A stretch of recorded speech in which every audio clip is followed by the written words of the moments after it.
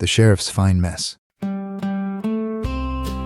If you love a good yarn, I want to tell you about Barney Hazer, who lived back in 1942 in a cabin so far out from the little town of Longview that the mail carrier claimed it took an act of Congress and a good mule to get there. Longview itself sat down in McDonald County, Missouri, which is a part of the world where the hills are tall, the roads are crooked, and the folks generally mind their own business on account of everybody having a little something they'd rather their neighbors didn't know about. Barney's wife was named Alice, and between the two of them, they kept an old yellow dog that Alice, for reasons known only to herself, had gone and named Flower. That dog wasn't much to look at, being about the color of a dusty road and having a habit of sprawling out in whatever patch of clover happened to be handy. But she was faithful, and faithful counts for a good deal more than handsome in a dog or a husband, either one. Barney was what you might call a man of few words and fewer visitors. Folks who didn't know him figured he and Alice got by on turnip greens and squirrel meat, same as half the county. Folks who knew him understood the truth of the matter, which was that Barney was a moonshiner, and not just any moonshiner, but the finest one operating anywhere between the Elk River and Sunday. Nobody could ever pry out of him just what went into that mash of his. There was talk of wild persimmons, there was talk of sourwood honey, and there was one fellow over near Anderson who swore up and down that it involved a secret ingredient Barney had learned from his grandmother, though that fellow also claimed to have wrestled a bobcat one time, so his testimony carried a certain amount of salt with it. For a good long while, Barney's arrangement suited everybody just fine. Alice liked having Flower in the bin, on account of a woman does get tired of turnip greens eventually, and she reckoned the Lord had given Barney a talent just the same as he'd given other men a talent for preaching or fiddle playing, and it wasn't her place to argue with Providence about which talent was which. Flower liked it too, mostly because she got to lie in the shade near the still and listen to Barney mutter to himself about the mash, which he seemed to find soothing, the way some dogs enjoy a good thunderstorm. Trouble, as it generally does, came riding in on the back of loose talk. A couple of Barney's customers got themselves good and lubricated down at the courthouse square in Pineville, and couldn't resist singing the praises of Barney's product loud enough for the whole town to hear, including one gentleman who happened to be standing close enough to catch every word of it, that gentleman being Sheriff Floyd Fine. Now, Sheriff Fine was not what you'd call an unreasonable man. He understood that times were hard, and he had let a good many minor sins slide on past without troubling himself over them, figuring the Lord and the state legislature could sort out the details later.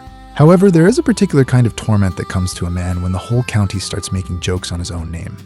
And once those loafers around the courthouse got in the habit of calling Barney's whiskey Fine Moonshine every time they mentioned it, the sheriff commenced to feel that his dignity was being handled a good deal more roughly than he cared for. He'd walk past the courthouse steps of a morning, and some slacker would holler out asking if he'd sampled the local vintage yet. And that question followed him around like a stray dog that wouldn't be shooed off, until finally he made up his mind that something had to be done, and done soon. It didn't take the sheriff long to learn who he was after. Two farmers got into an argument over whose turn it was to drive out to Barney's place, and the lone county deputy happened to be standing near enough to hear the whole dispute, name and all. Sheriff Fine decided he'd handle the business personally, figuring there was a certain satisfaction to be had in catching a man red-handed with his own two eyes, and he set out for Longview one cool October morning with his mind fixed on putting an end to the whole embarrassing affair. He left his old Ford parked near a curve in the dirt road and crept in on foot, moving through the woods with all the stealth of a man who fancied himself considerably more skilled at sneaking than he actually was. The hollow was peaceful enough, with nothing but the creek talking to itself and a few birds fussing overhead, and the sheriff was feeling mighty pleased with his own cleverness, right up until Flower caught wind of him. That old dog had wandered off from the cabin chasing rabbits, or the memory of rabbits, which was about all her creaky legs were good for chasing anymore, and she picked up the sheriff's scent long before he ever laid eyes on the still. She came crashing through the brush, barking like the end of days had arrived, and the sheriff, startled clean out of his boots, went stumbling backward directly into a blackberry briar patch that Alice had been meaning to clear out since sometime around the Hoover administration.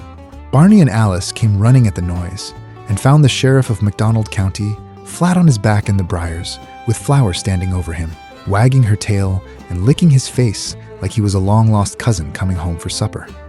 Alice couldn't help but laugh right out loud, and even Barney, who by all rights should have been sweating bullets about getting caught, found himself grinning at the spectacle of it. The sheriff picked himself up as best he could, covered head to toe in scratches and dead leaves, and announced with what dignity remained to him that he'd come out to investigate reports of illegal whiskey making. Barney saw no profit in denying what was as plain as the nose on his face, so he admitted to it. And Alice, being a hospitable sort even under trying circumstances, fetched a jar from the spring house and offered the sheriff a taste before he hauled her husband off to the county jail. Sheriff Fine took a sip, mostly out of politeness, then took another, and then several more after that, settling down right there among the briars, while Flower rested her head on his knee, like the two of them had been friends for years. By the time that jar was mostly empty, the sheriff had arrived at a considerably softer opinion of the whole business. He allowed as how a man couldn't rightly call something a crime when it brought this much pleasure into a hard world, and he further allowed that arresting the only supplier of it in the county would be an act of pure foolishness that no sensible lawman ought to commit. So, the sheriff and Barney worked out an arrangement, the details of which involved Barney continuing his operation quietly, and the sheriff getting first pick of every batch before it ever made it to a customer, in exchange for keeping the law's nose pointed the other direction.